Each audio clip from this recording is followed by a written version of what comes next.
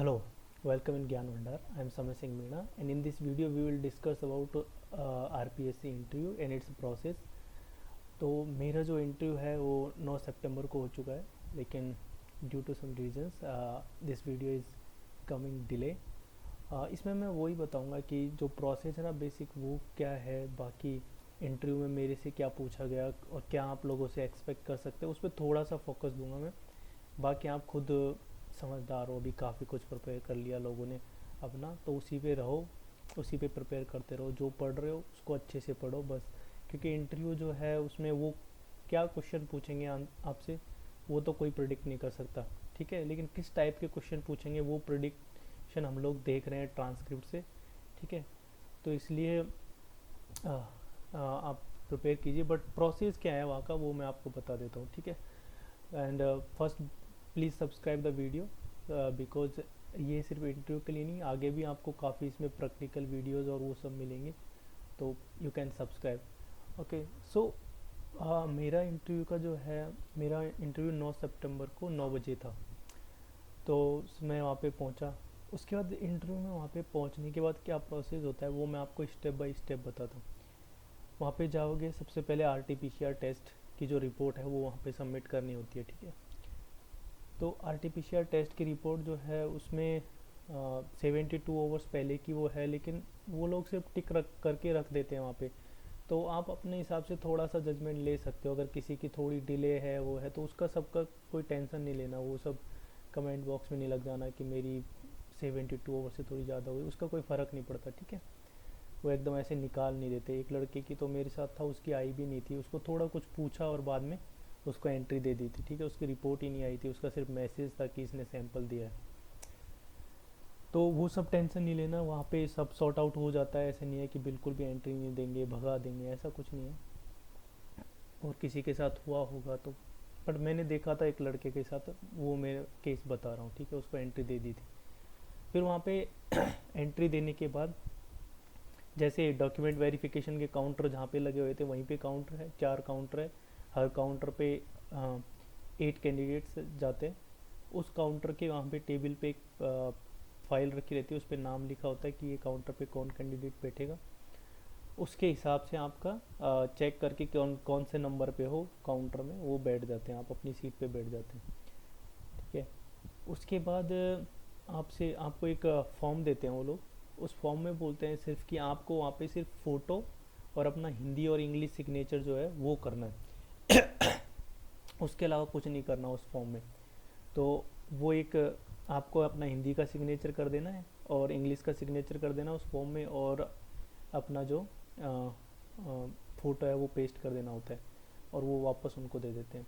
फिर उसके बाद वहाँ पे क्लर्क बैठे होते हैं, वो अपना जो पुराने जो डीवी के टाइम के डॉक्यूमेंट है ना, अब ये थोड़ा ध्यान से सुनना, इसमें ज़्यादा कंफ्यूज होने की ज़रूरत नहीं है। वो कोई स्पेशल कुछ चेक नहीं कर रहे, वो पुराने डॉक्यूमेंट को ही देखते हैं कि इनका कुछ पेंडिंग तो नहीं था, पेंडिंग है तो जमा करा दिया ना, ये सब। तो वो सारी चीज़ें वो लोग चेक करते हैं और टिक लगाते रहते हैं वहाँ पे। वो ओरिजिनल डॉक्यूमेंट का एक बंडल मांगेंगे आपसे, कोई प्रिंट आउट कोई फ़ोटोकॉपी कुछ नहीं मांग रहे अभी। ओरिजिनल डॉक्यूमेंट जो है आपके, जो आपने डीवी में चेक करवाए वो सारे डॉक्यूमेंट ले जाना, उनको वो लगा के सबके ओरिजिनल डॉक्यूमेंट रख लेते हैं और फिर उनको चेक करते रहते हैं। और उसमें जो वो फाइल जो देते हैं उसमें टिक लगाते रहते हैं कि ये सही है वो सही है, ठीक है। उसके बाद वो आपसे पूछते हैं आपने कहीं जॉब किया है क्या। वो आपकी हॉबीज़ वगैरह कुछ नहीं लिखते, वो एक जो पेपर है वही उधर जाता है, RPSC मेंबर जो है उसके पास जाता है वो। उसमें वो आपकी हॉबीज़ वगैरह कुछ नहीं पूछ रहा, उसमें वो लिखता है आपने 10th कहाँ से की, 12th कहाँ से की, बीटेक कहाँ से की। उसके बाद वो पूछते हैं कि आपने जॉब किया है क्या। तो जॉब जिसने आ, किया है वो बता दो। वहीं क्लर्क को अगर उसने NOC दे रखा तो, अगर किसी ने NOC नहीं दे रखा और उसने जॉब किया है तो वो उसको वहाँ मत बताओ, बाद में जाके बता दो, वहाँ पे जाके बता दो इंटरव्यू में जाके। वो इंटरव्यू मेंबर के पास उतना टाइम नहीं होता कि वो क्लर्क की तरह नहीं सोचता, वो मेंबर है, वो मेंबर की तरह सोचता है कि ऐसे नहीं पूछेगा कि कहाँ गया डॉक्यूमेंट, निकाल के बताओ डॉक्यूमेंट। उसको वहाँ पे सिर्फ आप बोल भी दोगे तो वो उसके बारे में पूछने लग जाएगा, जॉब के बारे में। ये नहीं पूछेगा NOC क्यों नहीं दी, ये क्यों नहीं दी, वो कोई क्वेश्चन नहीं पूछते। बट आपका इंटरव्यू जॉब का थोड़ा इम्पेक्ट पड़ता है उनके ऊपर, ठीक है। अपना जॉब प्रिपेयर करके ले जाओ। तो ये सब हो गया, वो पर्ची लिख ली उन्होंने, बस इतना कुछ लिखना है यहाँ पे और कोई बड़ी चीज़ नहीं है। उसके बाद वो जाने देते हैं कि को एक काउंटर का एक वो होता है मेंबर, कि एक काउंटर पूरा एक ही मेंबर के पास जाता है। अगर कोई जानता है आ, उसको, तो एक बार आरपीएससी की जो साइट है उस पर जाके उनके मेंबर्स के फ़ोटो देख लो अच्छे से, उस पर लगे हुए हैं। क्योंकि अगर जैसे कोई इंटरव्यू दे के आता है पहले नंबर वाला, तो जैसे मेरे साथ थे, उनको मैंने पूछा कौन है, उनको पता ही नहीं है मेंबर कौन है। तो फ़ोटो देख के अगर आप जाते हो तो आपको पता है कि अंदर कौन है, मेंबर कौन है। ठीक है, वो कम से कम बाहर आके बता देता है कि मैडम वो मैडम है, तो लोग बाकी लोग अपना माइंड सेट उस हिसाब से प्रिपेयर कर सकते हैं कि वो मैडम कैसे क्वेश्चन पूछ रही है, अगर प्रिपेयर करना है तो ज़्यादा। बाकी तो अपना माइंड वहाँ पे कूल रखना है एकदम पूरा। लेकिन एक मैडम है, सर है, कौन है, उसके हिसाब से अब वो कैसे क्वेश्चन पूछ रहे हैं, अभी आपके लिए प्रिपेयर करने का टाइम है। जैसे मैं था, मेरा 9 सितंबर को है, उसमें कुछ ज़्यादा प्रिपेयर करने का कुछ था नहीं, मैं सीधा गया, बस 5-6 दिन जो आईएएस मास्टर की जो बुकलेट है उसमें से सीधा टिक लगाया, सारे क्वेश्चन पढ़े, जो जो मतलब डिफ़िकल्ट लग रहे थे उसको थोड़ा सा एक बार रिवाइज करके, फिर अपना थोड़ा जॉब के बारे में पढ़ा, फिर कॉन्फिडेंट होके जाओ, दे के आओ। ठीक है, एवरेज इंटरव्यू रहा। बट बाकी जो लोग हैं जो अभी प्रिपेयर करने का जिनके पास टाइम है, वो एक काम कर सकते हैं, ट्रांसक्रिप्ट जो है।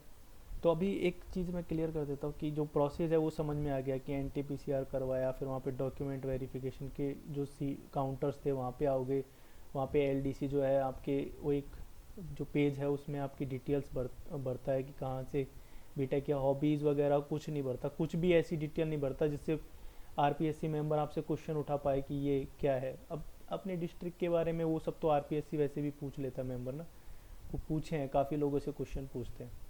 ठीक है, बाहर वाले लोग हैं उनसे भी क्वेश्चन, एक एक लड़का था वो बाहर आए आके बोला कि मेरे को बाहर के वहाँ पे क्वेश्चन पूछे थे, मतलब जहाँ का डिस्ट्रिक्ट का वो है वो सब लोकेशन का। तो वो अपना डिस्ट्रिक्ट तो प्रिपेयर कर लेना है, बाहर वालों से अपने यहाँ का राजस्थान का उतना ज़्यादा नहीं पूछ रहे। और बाकी वो ट्रांसक्रिप्ट देख के भी आइडिया लगा सकते हो, उससे एनालाइज कर सकते हो। बाकी तो ना खुद खुद खुद के हिसाब से एनालाइज करोगे तो ठीक रहेगा। उसमें ट्रांसक्रिप्ट जो है उनको इकट्ठी करके उनके जो क्वेश्चन है वो सॉल्व करो, वो बेस्ट स्ट्रेटजी है। बाकी करंट टॉपिक्स में क्या पढ़ना है, ऐसा कुछ पूछ नहीं रहे हो कि ज़्यादा चेयर जो है चेयर पर्सन होता है वो तो ज़्यादा ऐसे ज़्यादा सवालों में घुसता भी नहीं है, वो एक मैक्सिमम 4-5 सवाल करते हैं। बाकी टेक्निकल पर्सन है वो फिर नॉन टेक का नहीं पूछते, वो जनरली टेक्निकल में ही घुसे रहते हैं। गलती से एक हाथ पूछ लेते हैं कि टेक्निकल ही आपके वहाँ से डिस्ट्रिक्ट से रिलेटेड है तो वो पूछ रहे, बाकी ऐसा कोई क्वेश्चन नहीं पूछा। मैं तो जैसे अंदर गया, अब ठीक है वो भी बता देता हूँ कि अंदर जाके कैसे अंदर जाते हैं। अंदर उन वो लोग तीनों आगे बैठे होते हैं और उसके आगे एक चेयर होती है, वहाँ पे जाके आपको बैठना है। वहाँ पे एक पेपर रखा होता है, पेपर पेन, अगर कुछ सॉल्व करवाना है तो उन्होंने मतलब good morning madam, good morning sirs, good morning, may I sit ma'am, yes you can, और हिंदी में भी बोल सकते हो सर मैं बैठ सकता हूँ, यस मैडम मैं बैठ सकता हूँ। तो ये permission, with due permission you can sit. उसके बाद वो पूछेंगे जो भी क्वेश्चन पूछ रहे हैं, बी कॉन्फिडेंट और उसके आंसर देते रहो।